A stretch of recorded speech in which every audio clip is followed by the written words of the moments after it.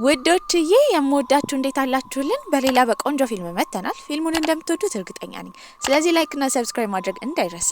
ይበልጥኛል ለማበረታታት ደግሞ ቪዲዮዎቻችንን በቪፒኤን ብቻ ማየት ነው። ወደ ቪዲዮ ፊልማችን ሲጀምር ሃን ወደ ትምህርት ቤት እየሄደ ነበር። አተ እዚህ ጋር ደግሜ እንዳለ ያላልኩም እንደምገል ታውቃለህ? ምንድነው የምታወራው? አንተም ሞንክ የሰበሰብካቸው ልጆች እኔን ምንም ልታረጉኝ አትችሉም። ታዲያ ግን ሃን ምንም አልፈራም ነበር። ከልጆቹ ጋር አንድ ባንድ እየተደባደበ ነው። ያኔ ቆንጅዬ ልጅ ነበር የመጣችው። እሷም ስትጮህና እንዲያቆሙ እየጠየቀቻቸው ነበር። የያዘችውንም ወተት እነሱ ላይ እየደፋችባቸው ነው። ይህንን ያየው ወይን ግን በጣም ይናደዳል። በዚህም ሲናገር የነበረው ምን እያደረገች እንደሆነ እውነት እንደዚህ አይነት ውስብስብ ነገር ውስጥ እንደምትገባ እየጠየቃት ነበር። አዎ ውስብስብ ነገር ውስጥ እገባለሁ፣ ሲቀጥል ደግሞ ፖሊሶችን ነው የምጠራው። እሺ። ታዲያ ወይንም ጠንካራ ከሆነች እንድትጠራ እየነገራት ነበር። ወይን ወደ እሷ ሲመጣ ይህንን ያየው ሃን ግን እጇን ይዞ ይሮጣል። በዚህም እየሮጡ አንድ ቦታ ይደበቃሉ። የያዘችውን ከረሜላ መሬት ላይ በመድፋትም ሊያባረሯቸው የመጡ ልጆችን ከመሬት ጥላቸው ነበር። በመቀጠልም የገቡት ባቡር ውስጥ ነው። ባቡር ውስጥም ከገቡ በኋላ ከመሮጣቸው የተነሳ ምንም እንዳልደከመው ስፖርት ተጫዋች እንደሆነ ትጠይቋለች። እሱ ግን የገረመው የእሷ ነገር ነው። እሷ ስፖርት ተጫዋች እንደሆነች ሲጠይቃትም የረጅም ሩጫ ተወዳዳሪ እንደሆነች ነበር የነገረችው። ባስ ውስጥም ተቀራርበው ነበረ። ታዲያ ግን ማንም እንዳልተከተላቸው በተረዳበት ጊዜ እሱ ቻው ብሏት ይሄዳል። እሷ ምንም አልመሰላትም። ከኋላ ነበር የተከተለችው። በቀጣይ ቀን ማንክ ትምህርት ቤት በነበረችበት ጊዜ የልብ ጓደኛዋ ሊዮ ለሚባለው ልጅ ደብዳቤ እንድትጽፍላት፣ እሷ ደብዳቤ መጻፍ ስለማትችል ማንክ ግን የፍቅር ቃላቶችን በደንብ ስለምታውቅ እንድትጽፍላት ጠይቃት ነበር። እሷም እሺ ትላለች። በዚህም ከጻፉ በኋላ ልጁን ስታሳያት ተማሪዎች ባስኬትቦል እየተጫወቱ ነበር። ከነሱ መሃል ደግሞ ሃን ካፒቴናቸው ነበር። ያ ደብዳቤውንም ከጻፉ በኋላ ግን ናና ሃንን እንዳየችው ሀሳቧን እንደቀየረችና ለሱ ደብዳቤው እንዲጻፍ እየጠየቀች ነበር።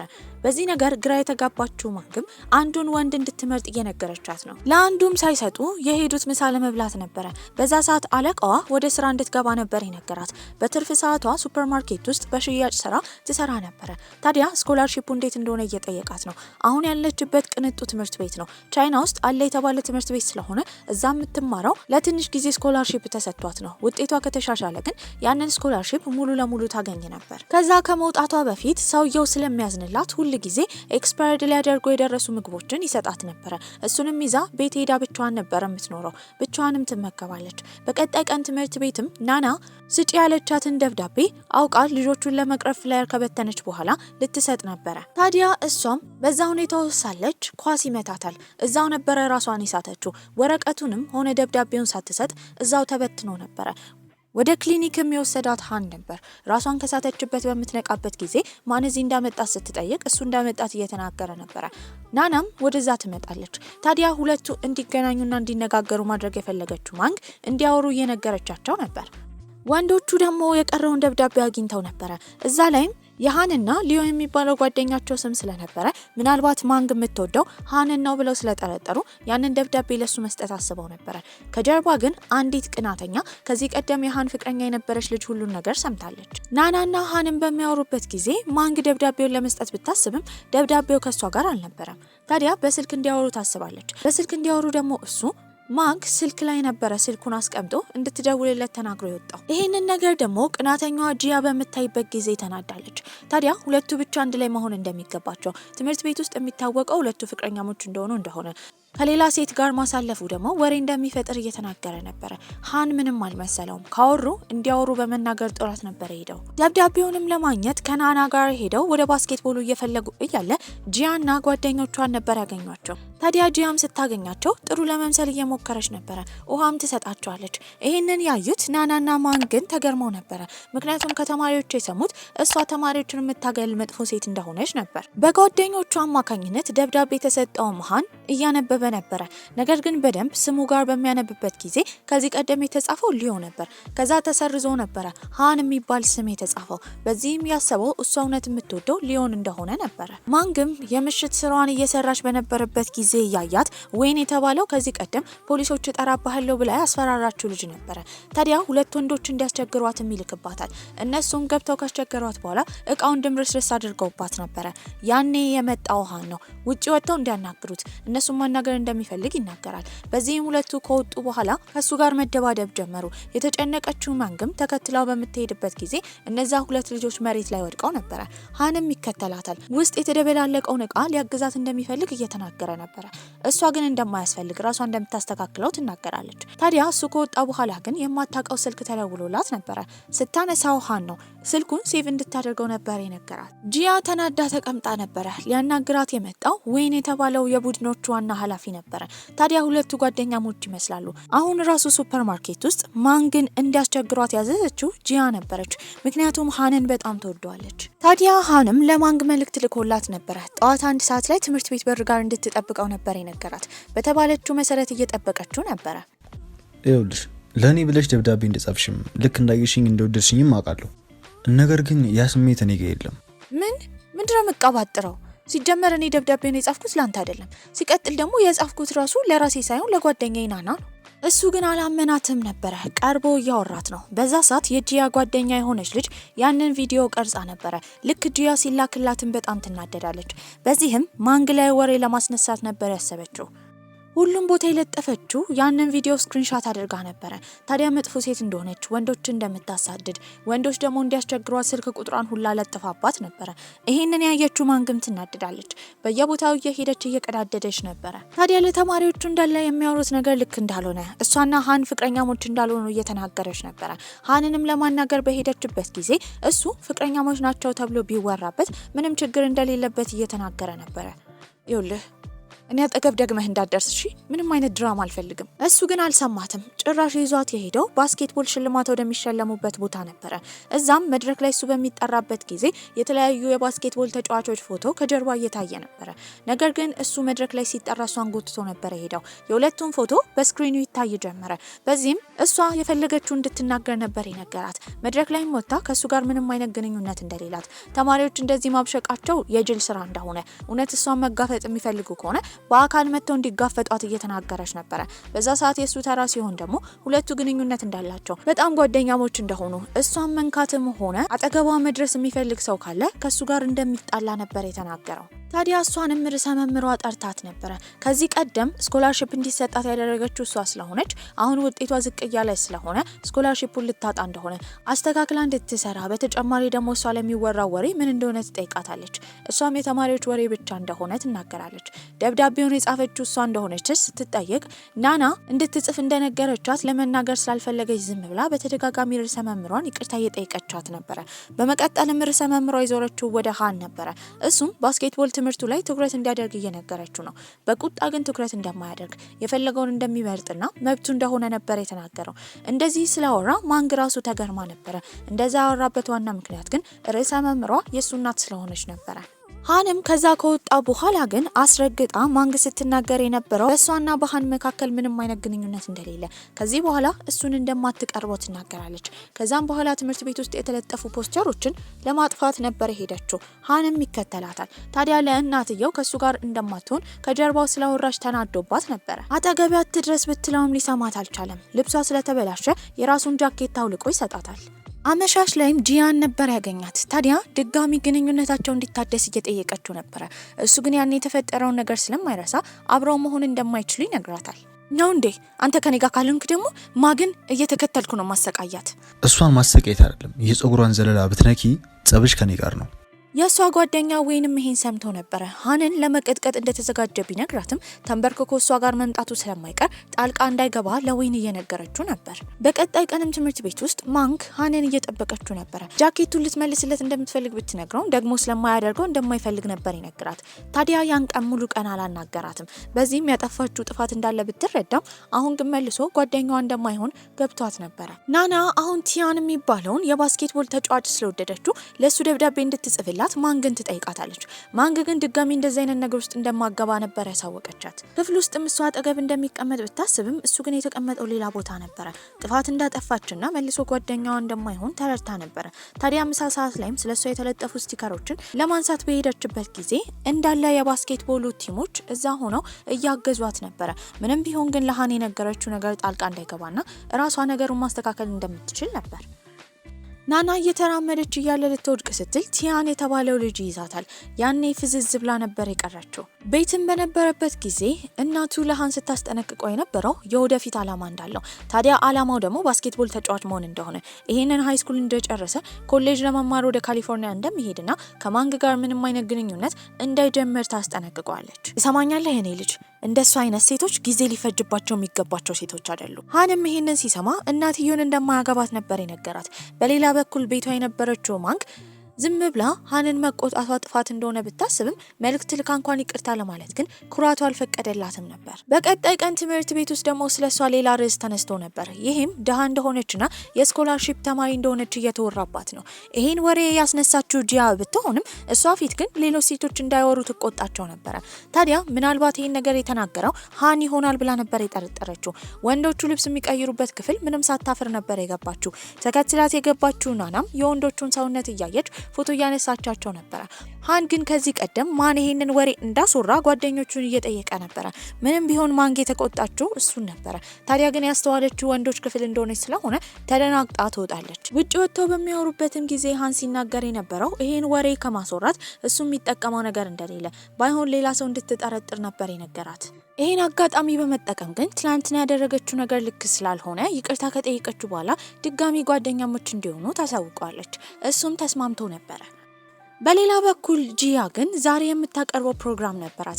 ታዲያ ሃን እንዲመጣ ነግራው ነበረ። ፕሮግራሙን አቅርባ እስክትጨርስ ታዳሚዎቹ መሀል እሱን ብትፈልገውም አላገኘችውም ነበረ። ወደ ቤት ሲሄድም በር ላይ ቁጭ ብላ እያለቀሰች ነበረ። እሱም ስላልመጣ ይቅርታ ይጠይቃታል። እሷም ይህን አጋጣሚ በመጠቀም ልክ እንደ ድሮ እንዲያወራትና እንዲንከባከባት እንደምትፈልግ ትነግረዋለች።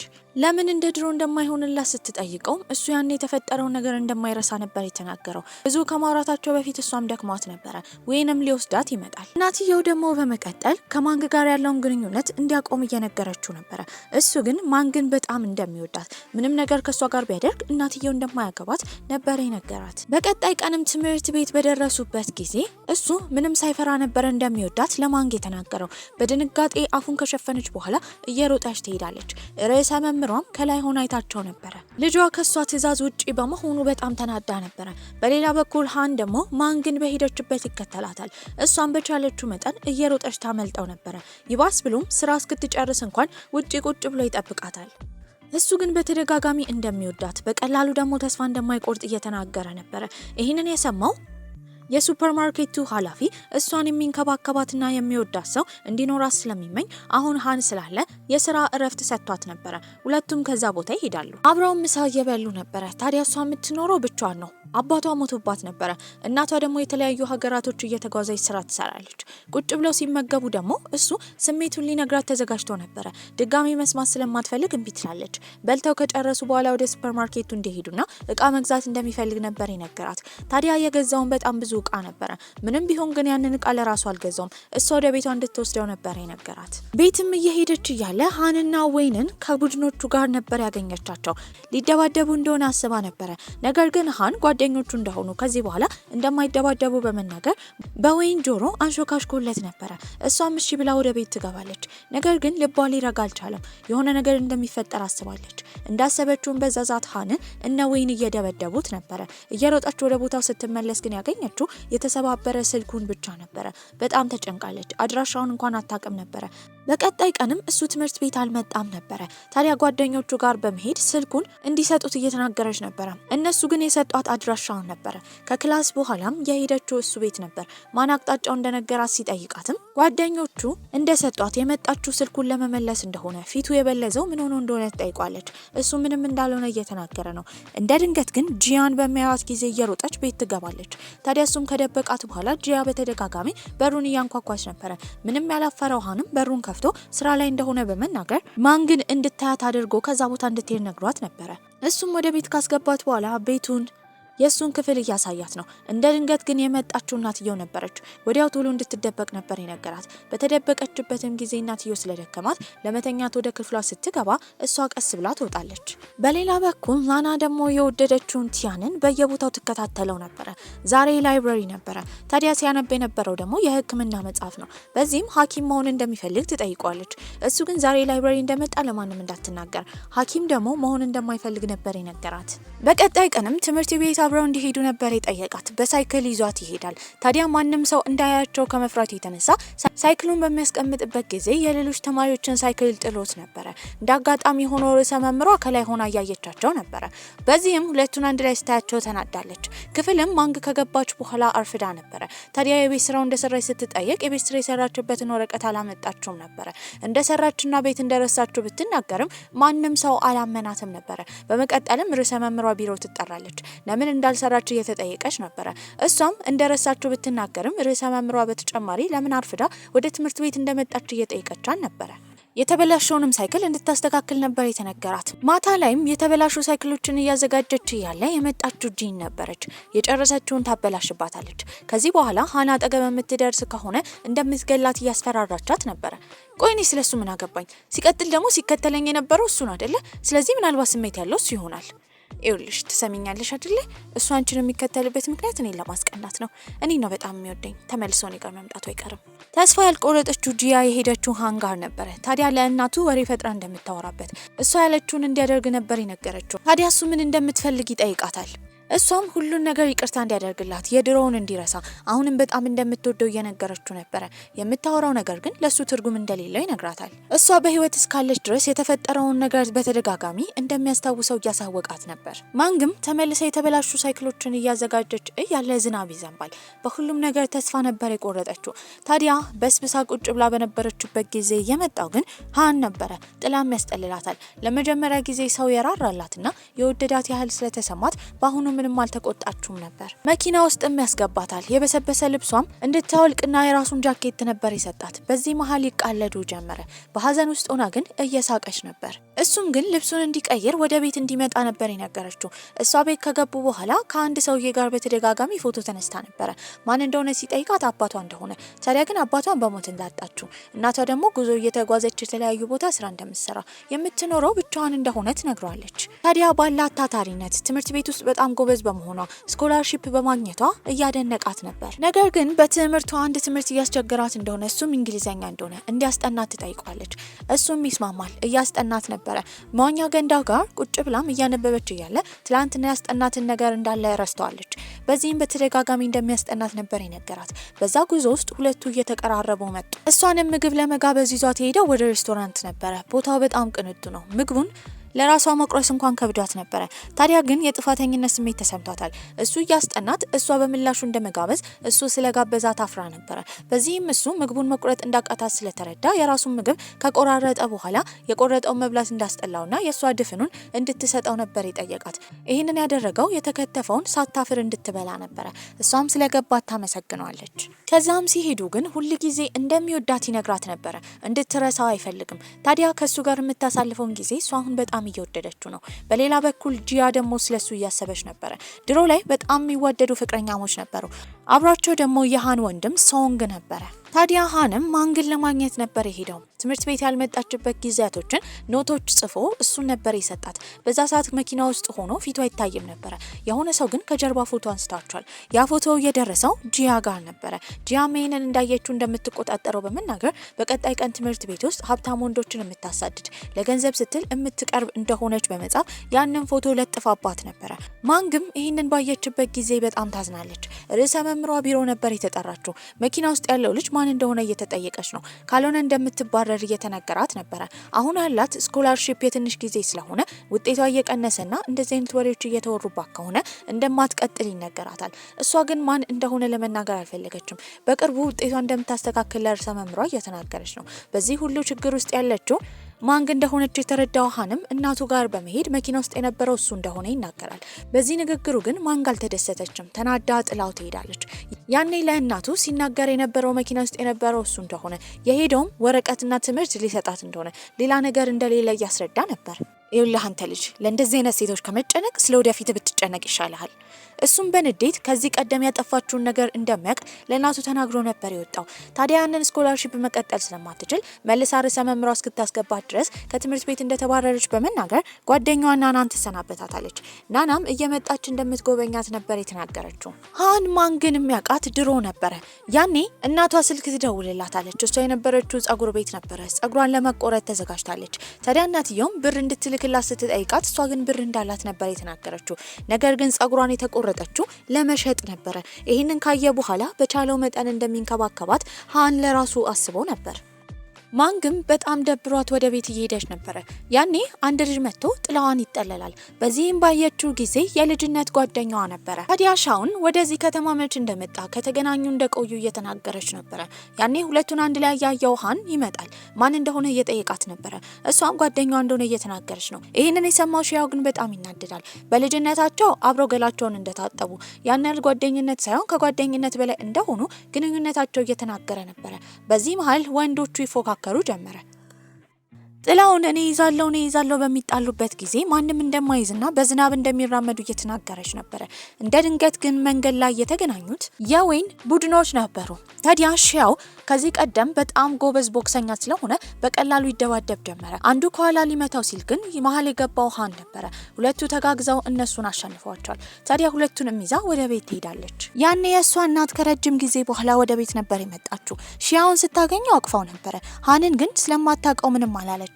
ታዲያ የትምህርት ቤት ጓደኛሞች እንደሆኑ በሰማችበት ጊዜ ሁሉም እንዲቀመጡና ምግብ ከበሉ በኋላ እንደሚወጡ ትናገራለች። ታዲያ እሱ እዛ ቁጭ ብሎ በነበረበት ጊዜ እናቱ ስልክ ስለደወለችለት ቶሎ መሄድ ነበረበት።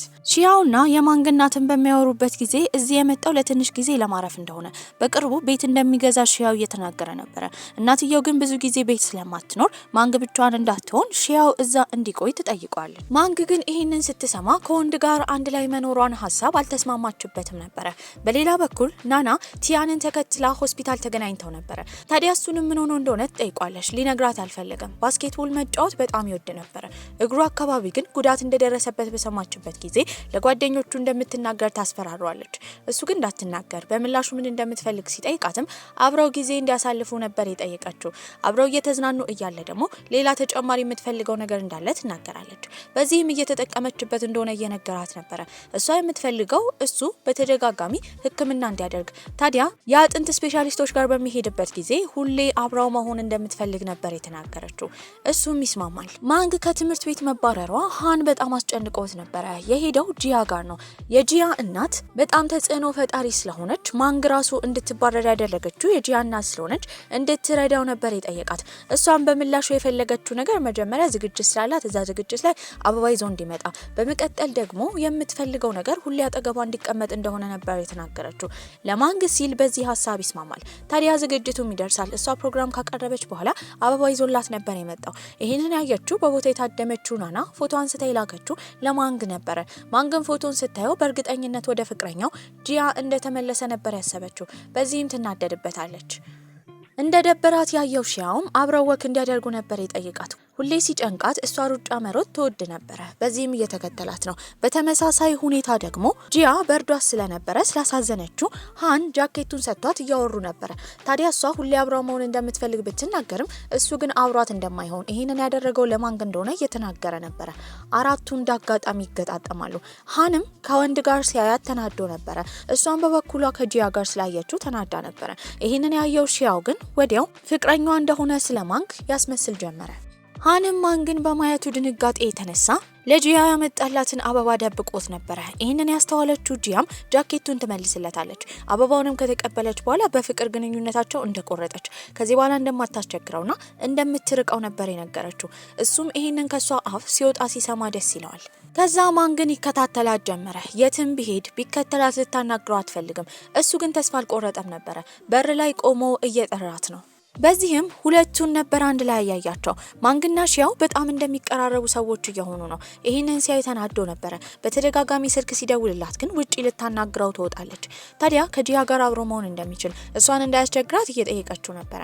ወዲያው የደወለችው የሃን እናት ነበረች። በዚህም ወደ ትምህርት ቤት እንድትመለስ ነበር የነገረቻት። በደስታ ትዘል ጀመረ።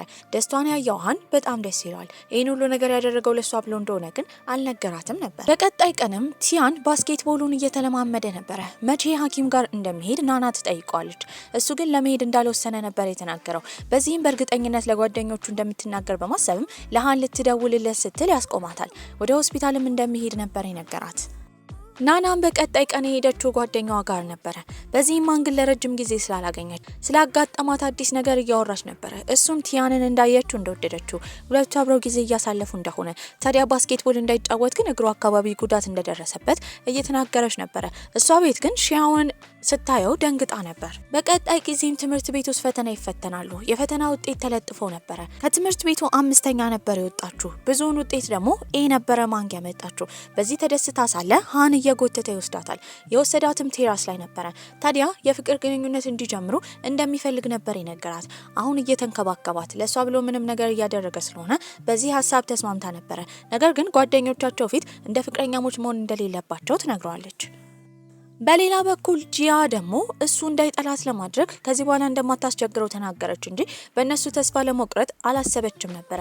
አዲስ ቀመር ለመቀመር ሀሳብ እያመጣች ነው። በዚህም ያደረገችው ነገር ዝግጅቱ ላይ ተነሱትን የእሷንና የሃንን ፎቶ ፖስት ታደርጋለች። ይሄንን ያየችው ማንግ ደግሞ እሷን ወድሻለሁ እያላት ጊዜ የሚያሳልፈው ከጂያ ጋር እንደሆነ በማሰብም ታኮርፋለች። ከዛ ቀን ጀምሮ ሊያናግራት በሞክር አታናግረውም ነበረ። ትምህርት ቤት የሚያደርሳት ራሱ ሺያው ነበረ። ሃን ሊያናግራት ሲመጣ ለሺያው ማታም ተመልሶ እንዲመጣና ወደ ቤት እንዲያደርሳት በመናገር ሃንን ሳታናግረው ልክ እንደሌለ ቆጥራ ነበረ ጥላ የምትሄደው። ስላኮረፈችው ሃንም እየተናደደ ነበረ። ርዕሰ መምህሯ እሷ ጋር ትመጣለች። ዛሬ ለምን አርፍዳ ትምህርት ቤት እንደመጣች እየተጠየቀች ነበረ። እሷም ብዙ ስራ እንዳላት ትናገራለች። ስራና ትምህርቷን መለየት እንዳለባት፣ አርፍዳ በመምጣቷ እንደ ቅጣት ደግሞ መጸዳጃ ቤቶችን እንድታጸዳ፣ ይህንን ነገር ደግሞ ለማንም እንዳትናገር ነበር ያስጠነቀቀቻት። በዚህም ትስማማለች። አመሻሽ ላይም ጓደኛዋን እንድታነብና ትምህርቷ ላይ ትኩረት እንድታደርግ እየነገራት ነበረ። ዝም ነበር ያለችው። ማታ ላይም ወደ ቤት ሊወስዳት የመጣው ሺያው ነበረ። ታዲያ በቀጣይ ቀንም ማታ ላይ ሊወስዳት እንደሚመጣ ቢነግራትም እሷ ግን መጸዳጃ ቤቱን ጽዳት ማድረግ ስላለባት እንዳይመጣ ነበር የነገረችው። እሱ ግን ተከትሏት ሄዶ ትምህርት ቤት ድረስ እንደሚያጸዳ ይነግራታል። ታዲያ በቀጣይ ቀን ትምህርቷን ከተማረች በኋላ ማታ ላይ ጓደኛዋ ናናን ከሸኘቻት በኋላ እሷ ተመልሳ መጸዳጃ ቤት ነበር ሄደችው። ታዲያ አብሯት ሊረዳት የመጣው ሺያው ነበረ። ሁለቱ እየተቀላለዱ ጥሩ ጊዜ እያሳለፉ ነው። ትምህርት ቤት ውስጥ ማንም የለም ብለው ቢያስቡም ለትሬኒንግ የቆየው ሃን ግን አንድ ላይ ያያቸዋል። ያኔ የደወለላት ለሷ ነበረ። እሷም ቤት እንደሆነች ነበር የተናገረችው። ስለዋሸችው በመናደድም ለመጋፈጥ እነሱ ጋር ይሄዳል። ለምን እንደዚህ እየሆነች እንደሆነ ይጠይቃታል። እሷም አሁን ጂያ ጋር እሱ ስለተመለሰ እሷ ደግሞ አሁን ከሺያው ጋር እንደሆነች እየተናገረች ነበረ። እሷ ነገሩን በስነስርዓት እንዳልተረዳች ለማስረዳት ቢሞክርም ጥላው ልትሄድ ስትል እጇን ይይዛታል። ያኔ ሺያው ደግሞ የሱን እጅ ይዝና ወንዶቹ ይጣሉ ጀመረ። ሲደባደቡ እነሱ ለማገላገል መሀል ስትገባ እንደ ድንገት ገፍትረው የዋና ውሃ ውስጥ ከተዋት ነበረ። እሷ ደግሞ መዋኘት አትችልም። ከባድ ሁኔታ ውስጥ እንደሆነች ሺያው እየተናገረ ነበረ። ሁለቱ ወንዶችም ተባብረው አንድ ላይ ከዛ ያወጧታል። ከዛ ቀን ጀምሮ ባታናግረውም እሱ ግን ለምን እንደማትዋኝ ለማወቅ ቀጥታ ቤቷ ነበር ሄደው። ሺያው ነበር በሩን የከፈተው። አንዴ ብቻ እንዲያስገባውና ምክንያቱን ካወቀ በኋላ እንደሚወጣ ሃን ይናገራል። ውስጥም ከገቡ በኋላ ሺያው ሲናገር የነበረው የሷ አባት የሞተው አንድን ሰው ለማዳን ዋና ውስጥ ገብቶ እንደሆነ፣ ወንዝ ውስጥ ከገባ ጊዜ ጀምሮ እዛ ስለሞተ እሷ ሃን በጣም እንደምትፈራ ነበር የተናገረው። ታዲያ እውነቱን ከሰማ በኋላ እንዲወጣ ሃንን ይነግረዋል። ሃን ግን አልወጣም ብሎ ሶፋው ላይ ነበር የተኛው። በዛኛው ሳይድ ደግሞ ሺያውም ይተኛል። ታዲያ እሷን ጠዋት ስትነሳ አንድ ላይ ተኝተው ባየችበት ጊዜ ፎቶ ታነሳቸዋለች። እየቀለደችባቸው ነበረ። መጣላት እንደሌላባቸውና አንድ ላይ ምግብ እንዲበሉ ትነግራቸዋለች። ምግቡንም አቅርባ እየተጣሉም ቢሆን ምግብ ይበላሉ። በቀጣይ ቀንም አብረው ጊዜ ለማሳለፍ ወደ ፓርክ ሄደው ነበረ። እዛ ሲዝናኑ ሺያው ትኩረት ያደረገው ማንግ ላይ ነበረ። ማንግ ግን በተደጋጋሚ የሃንን ትኩረት ለማግኘት እሱ እንዲወዳት ለማድረግ እየሞከረች እንደሆነ በተረዳበት ጊዜ እንደምትወደው ነበር ያሰበው። ከዛም ከወጡ በኋላ ከባድ ዝናብ እየዘነበ ነበረ። ጥላ ስላልያዙ አንዳቸው ጃኬታቸውን አውልቀው እሷን እንሸፍን ሌላኛውን ልሸፍን በሚልበት ጊዜ ሶስቱም አንድ ላይ እንደሚሄዱ በዝናብ ትናገራለች። እየተደሳሰቱ በዝናቡ እየተጫወቱ ነበር የሄዱት። ታዲያ ግን በመቀጠል ወደ መዋኛ ቦታ ይሄዳሉ።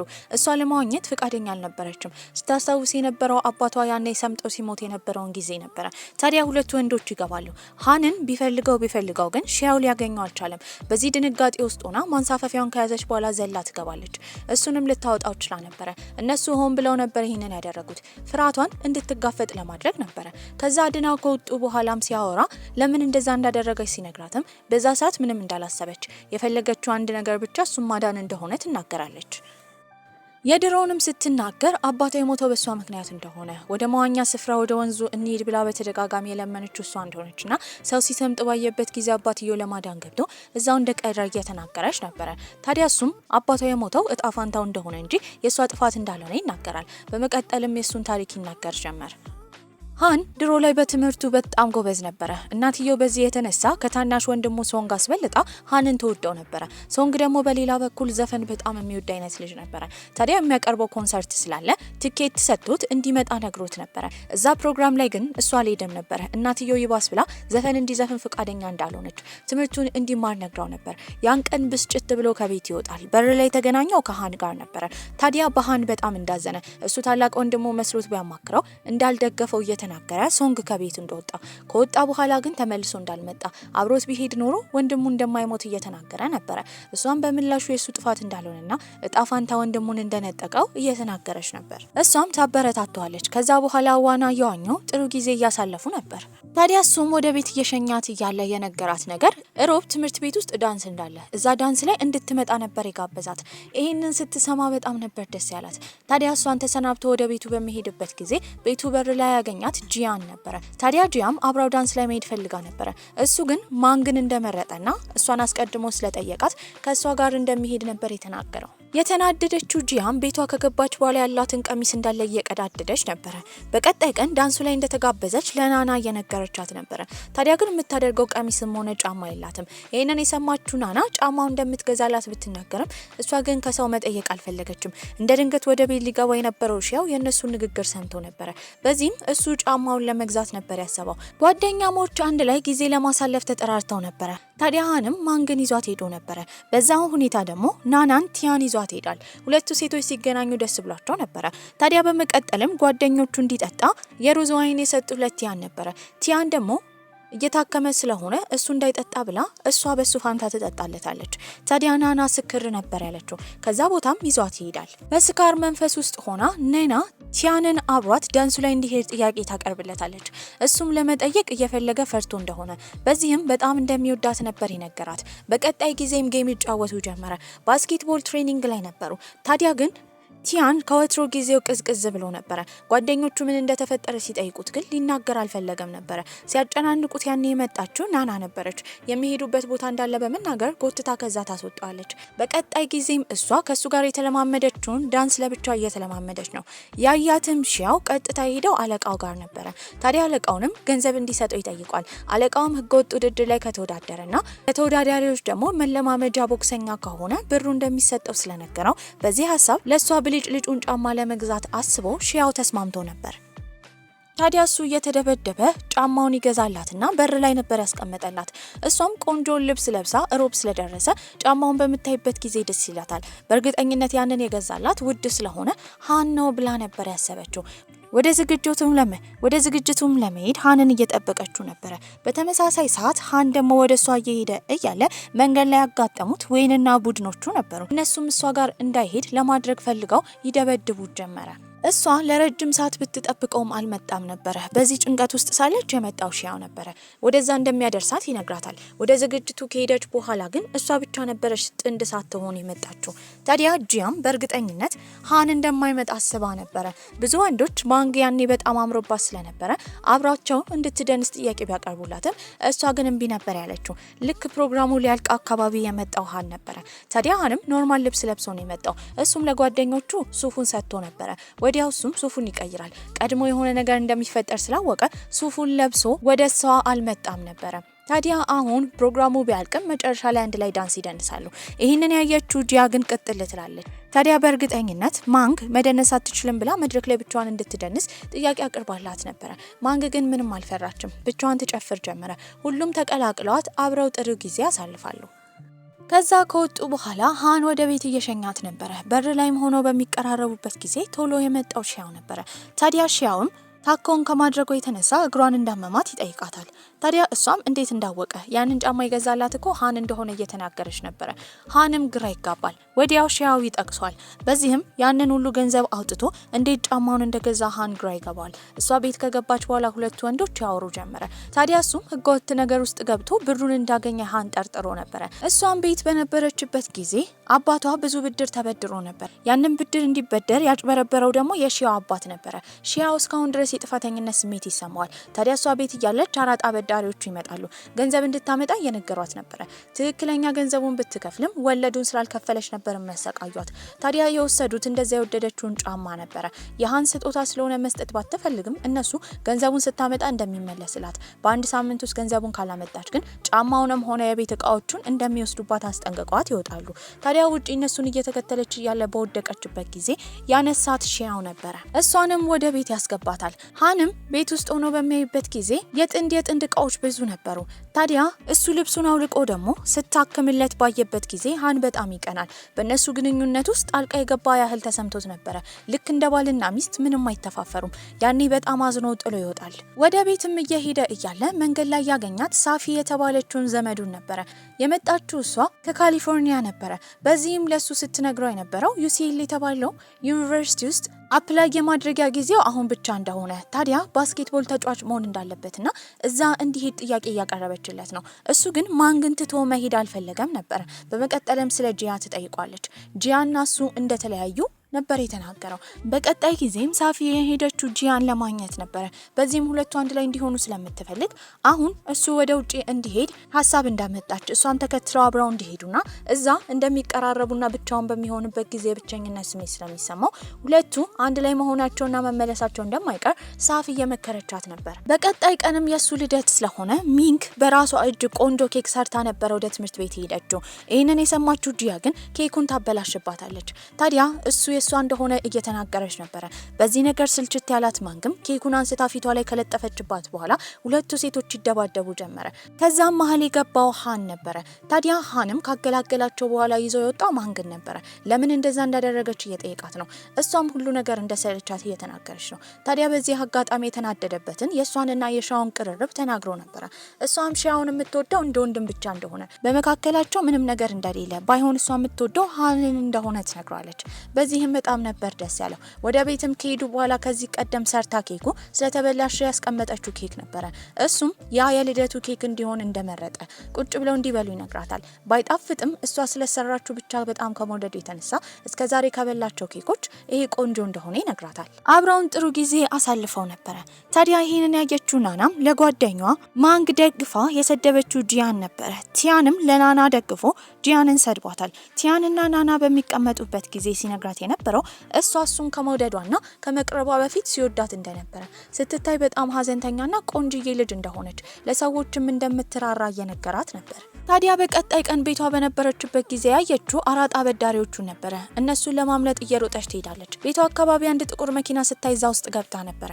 መኪና ውስጥ የነበረችው ሳፌ የተባለችው የሱ ዘመድ ነበረች። ታዲያ እሱ ወደ ካሊፎርኒያ ሄዶ መማር እንዳለበት፣ ይሄ ጥሩ እድል እንደሆነ፣ እዚህ መቅረቱ የወደፊት ህይወቱን እንደሚያበላሽበት፣ በዚህም አንድ እቅድ ማቀድ እንዳለባቸው፣ ያ እቅድም አብራው ማንግ እንደምትሄድ እንደሚነገረውና ቀኑ ሲደርስ ኤርፖርት እንደምትቀርና እሱ እንደሚሄድ ነበር የነገረቻት። ምንም ማድረግ ያልቻለችው ማንግን በዚህ ሀሳብ ተስማምታ ነበረ። የሱን እናትም ለማግኘት ይሄዳሉ። ታዲያ እናትየውም ይሄን ሀሳብ በሰማችበት ጊዜ ማንግን እንድታደርገው አበረታታት ነበረ። እሱም ይሄንን ይሰማል። ለሱም እናትየው ትነግሯለች። ታዲያ ግን እሱ አብረው ማንግ እስከሄደች ድረስ ደስተኛ እንደሆነና አፕሊኬሽኑን እንደሚሞላ ይናገራል። ከዛ ጊዜ በኋላ እሷ ካሊፎርኒያ እንደሚሄድ ሰው እያስመሰለች አፕሊኬሽኑን እንደሞላች አብረው እንደምትሄድ ሁሌ ትነግረው ነበረ። ታዲያ እሷን ግን አሁንም አራጣ አበዳሪዎች እያስቸገሯት ነበረ። በቀጣይ ጊዜ እሱ ካፒቴን ስለሆነ አንድ ላይ እየተለማመዱ ነው። በዚህም ቲያን ግን በተደጋጋሚ እየታመመ ነበረ። ይህንን ያስተዋለው ሃንም ምን ሆኖ እንደሆነ ይጠይቋል። ቲያን ግን መናገር አልፈለገም። እሱ ካፒቴኑ እንደሆነ፣ ከዚህ ቀደም ያለውን አቅም እንደሚያውቅ፣ የሆነ ነገር እንደተፈጠረ ቢነግረውም አሁንም ቲያን እንደታመመ መናገር አልፈለገም ነበር። በመጨረሻም እንዳመመው ሲናገር ለወራት ታዲያ ለምን ልምምድ ሲያደርግ እንደነበረ ቁጭ ብሎ ሳይለማመድ ቢታከም ይሄኔ እንደሚድን እየነገረው ነበረ። በቀጣይ ቀንም ቲያን ሄደው ሐኪሙ ጋር ነበረ። ለሐኪሙም አንድ የመጨረሻ ውድድር በቅርቡ ስላለ መወዳደር እንደሚፈልግ ቢናገርም ሰውየው ግን ከዚህ በኋላ የመራመድ አቅሙን ሁላ ሊያጣ እንደሚችል፣ ስለዚህ እንዳይወዳደር እየነገረው ነው። ታዲያ በስሱ እንቅስቃሴ እንደሚያደርግ ሲናገር ቲያን ምርጫው የሱ እንደሆነ ይናገራል። ናና ግን ከውጪ ሆና ሁሉን ነገር ሰምታለች። አራጣ አበዳሪዎቹም ያደረጉት ነገር እሷ ክፍል በመግባት ካሜራ መግጠም ነበረ። ታዲያ ገሏን ስትታጠብ የሚያሳይ ቪዲዮ ይዘው ሁለቱ እየተሳሳቁ እያወሩ እያለ እንደ ድንገት በዛ በኩል ያለፈው ዌይን ነበረ። ዌይንም ቪዲዮ ማየት እንደሚፈልግ ይናገራል። ታዲያ ለነሱ ገንዘብ ከሰጣቸው በኋላ ቪዲዮን በሚያይበት ጊዜ ማንግ እንደሆነ ሲያደንግጦ ነበረ። ሁለቱን ወንዶችንም ከደበደባቸው በኋላ ብሩንና ቪዲዮን ወስዶ የሰጠው ለጂያ ነበረ። ጂያም ስታየው በጣም ትደነግጣለች። በዚህ ነገር እንደምትጠቀምበት ነበር የተናገረችው። ታዲያ በቀጣይ ቀን ትምህርት ቤት የጠራቻት ማንግን ነበረ። ለማንግም ያንን ቪዲዮ ታሳያታለች።